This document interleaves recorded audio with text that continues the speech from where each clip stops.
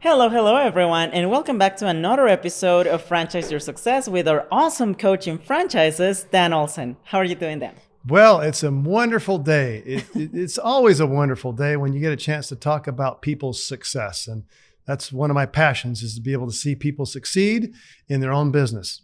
That's amazing. And yes, we are so grateful to have you as our franchising coach. And today we're going to talk about the best questions that you need to ask yourself before investing into a franchise. So the very first one, I feel like it's related to our budget.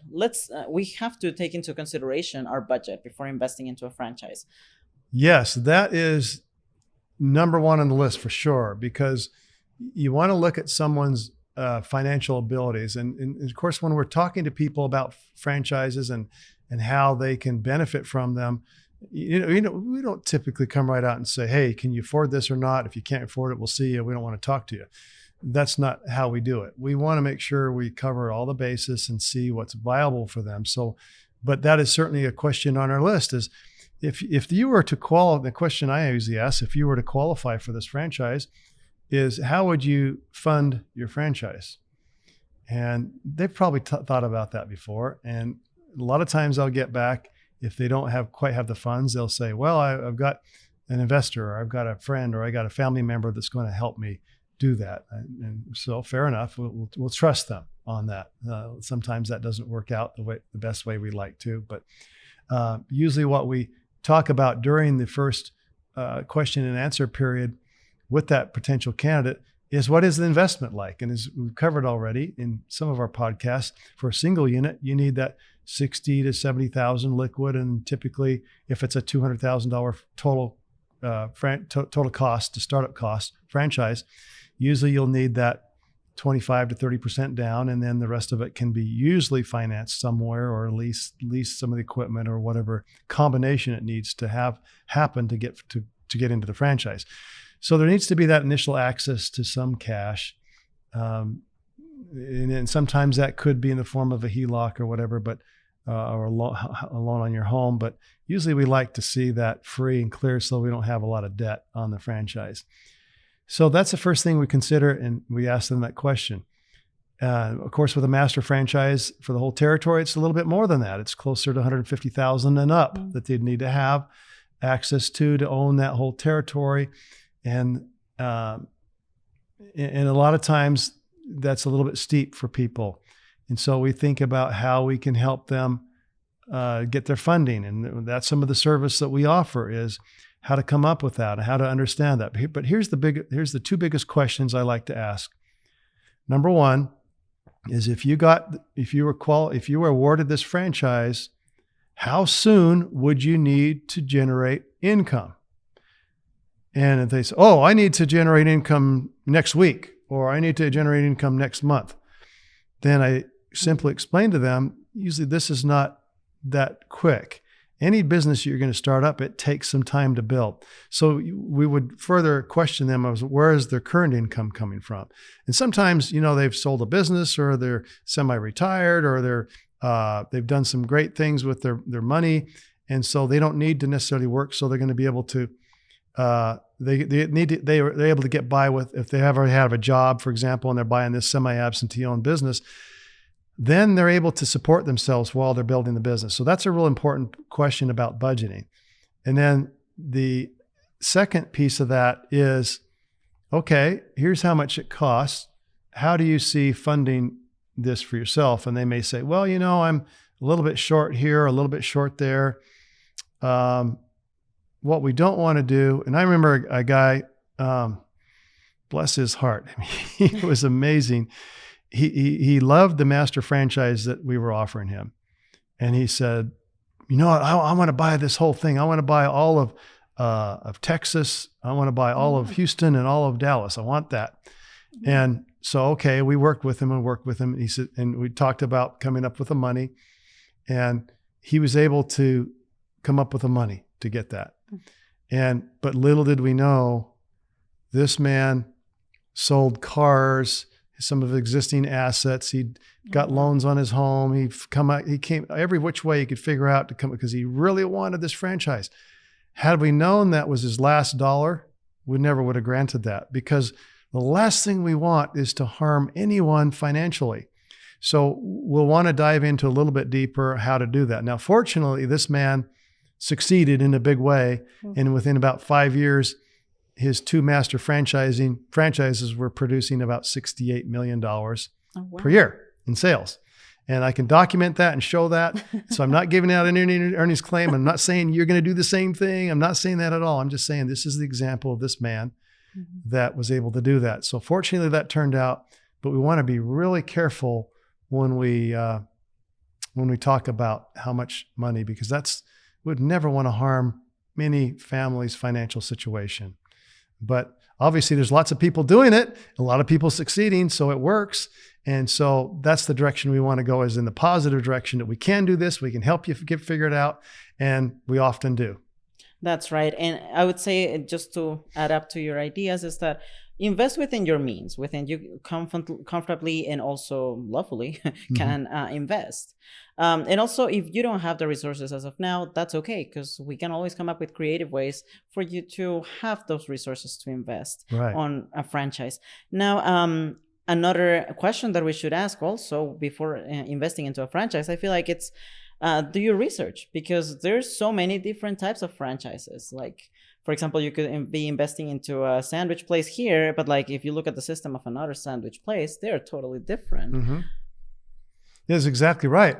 So the idea comes to you, for example, hey, I want to own a business. And someone says, hey, maybe you want to check out franchising, or you're looking at somewhere online and you see an article about franchising. You say, hey, I didn't think I could, because a lot of people are thinking, I can't get into franchising. It's too out of my league. Well, it's not. For most people, you can get into a good, viable franchise, or at least take some time to save up so that you can get in there. So when you're doing your research on what type of industry or franchise you should get into, most people, when they start coming up with the idea that, hey, I could be a business owner, they wake up in the morning and they think, I can be a business owner, but they don't think, I'm going to go own a massage clinic franchise. They don't think about that. Usually that has to be presented to them as an idea, and then something clicks. Hey, this might be a cool way to do things. So most candidates that we deal with have no idea on what type of franchise they want. Some of them will have some ideas, but sometimes that doesn't work out. And so you end up putting them in a different type of franchise. So it's our job as the coaching people, advisors, to kind of question them of what their interests are and what they've looked into and what their talents and abilities are, so that we can help guide them through that. So I would say at this point, when you start working through it, it's worthwhile to get a mentor or a coach or a consultant in the franchise world, or a broker that works in this, because you don't have to pay them anything. They're getting paid by the franchisor. So why not use the services where you don't have to pay anything? And then that can help you make a decision on which direction to go. That's right. And I feel like having a mentor truly opens your eyes to other ideas and other industries that you never thought about. Because that's also another good question to ask before starting and thinking about investing on a franchise. There's so many industries out there, and it can be overwhelming to just know which one is the right one without the guidance and expertise of a coach. Out of all the industries that you have been working with, which one do you think is the one that people usually doubt on but end up going for afterwards? Well, if you look at some of the larger franchise companies with the most units out there, obviously you think of food, and that's big. But the one I think about when I one of my earlier careers was with a hair salon, which became the #1 in the world at that time, and it's not any longer. So as I start thinking about that, and then there were several others that came along and started franchising their hair salons along the way.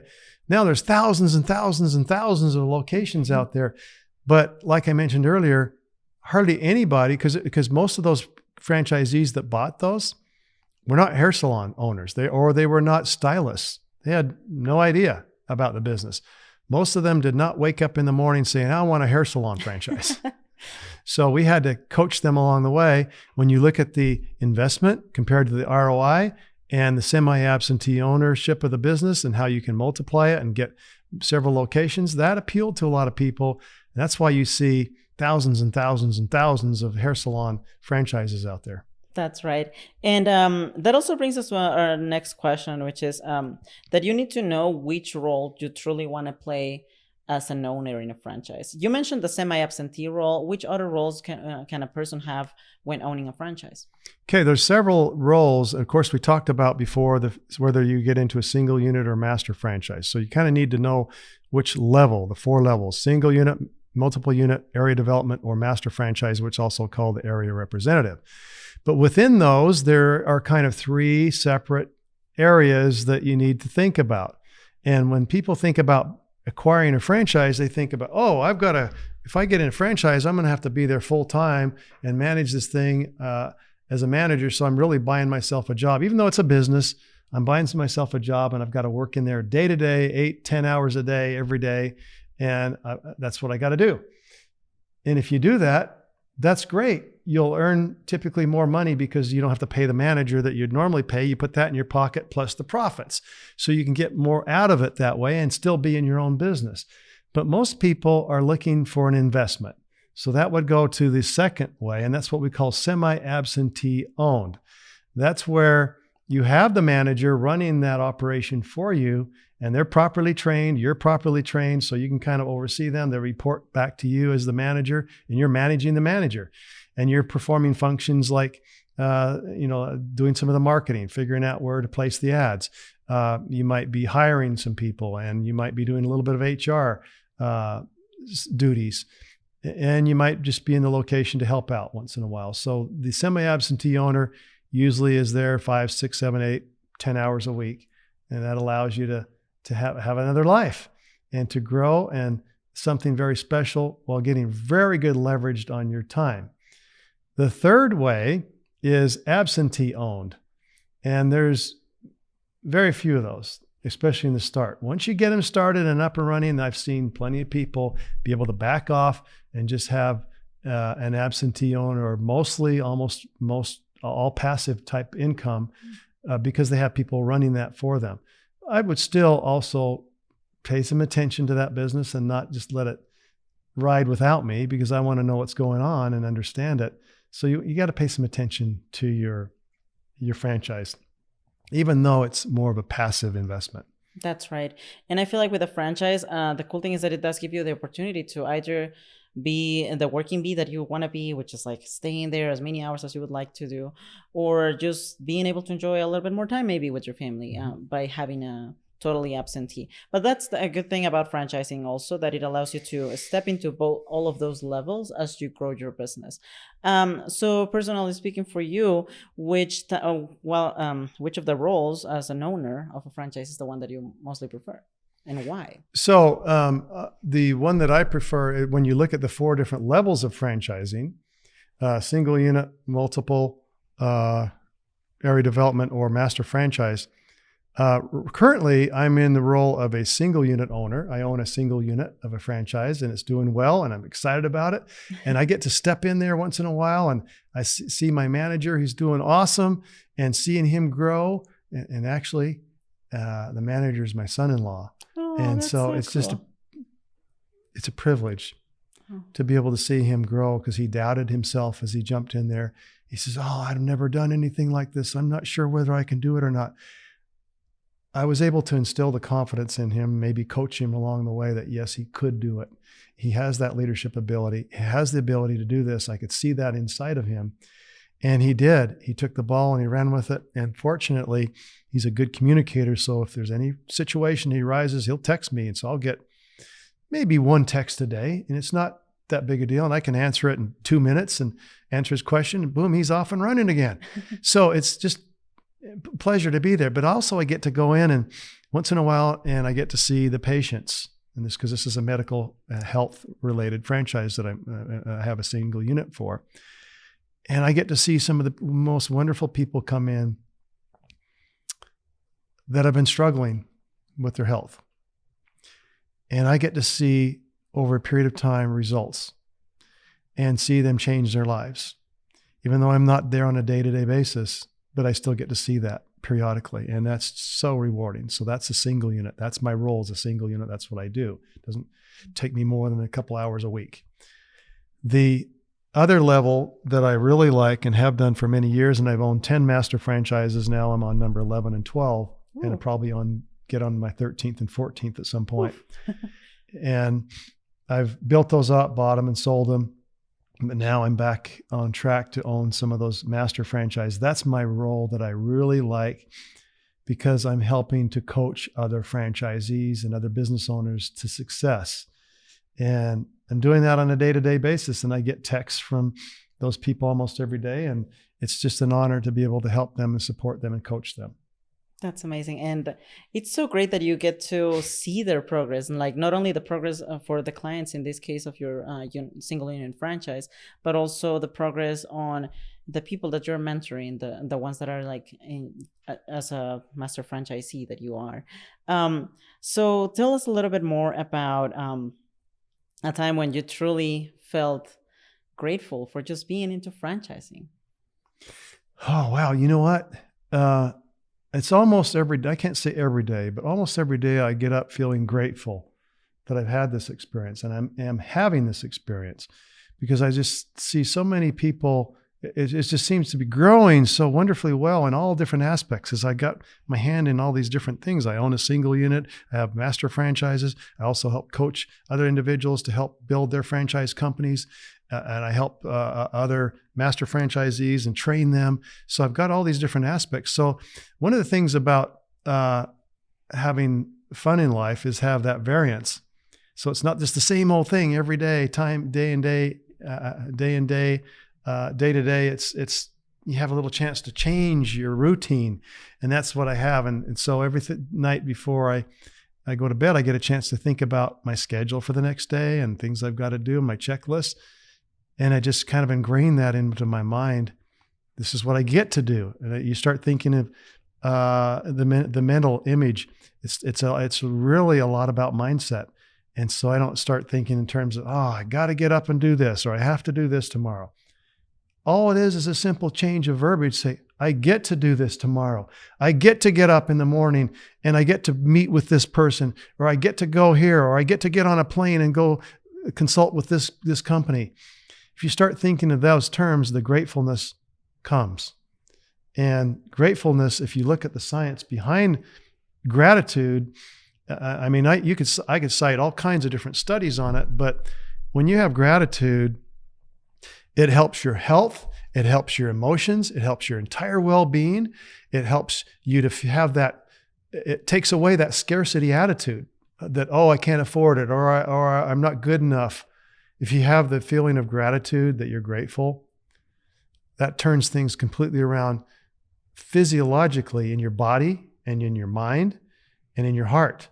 And it allows you to progress in ways that you can never imagine. So the gratitude is essential. And this business has taught me to be more gracious.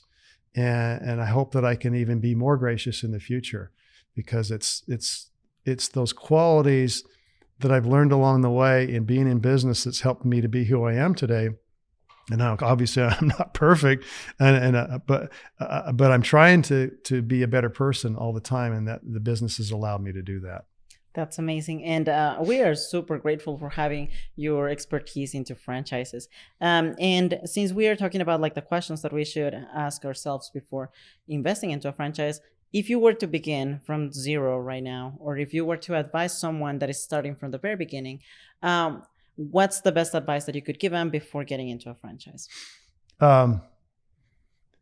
Well, I think we've gone through a lot of them, and you got to look at your financial situation first, because we never want to harm anybody there. But I think the thing that just popped into my mind first and foremost is attach yourself to a mentor. Find a mentor, find somebody who's already done it, and attach yourself. And if you don't have the money, just follow along, work for them for free if you need to, even if it's just a few hours a week. Offer to serve them, offer to help them, and they will give back to you over and over again, and you'll learn that to follow in their footsteps. But if you can get in and even be hired by a franchisee or a company that does franchising, they will help instruct you and show you the way. But the biggest thing I would say is find that mentor that you can follow behind that's already done it in the world of franchising, and that makes it much easier to find the right one, have the right connections, and have the satisfaction of owning the business of your dreams. That's right. And we are super grateful for having you as our mentor for franchises. We truly believe that we are learning so much every single day just by hearing you.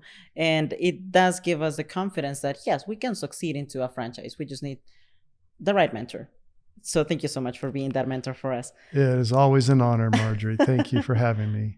Awesome. And well, stay tuned for our next episode. And thank you so much again, Dan. You See bet. you soon.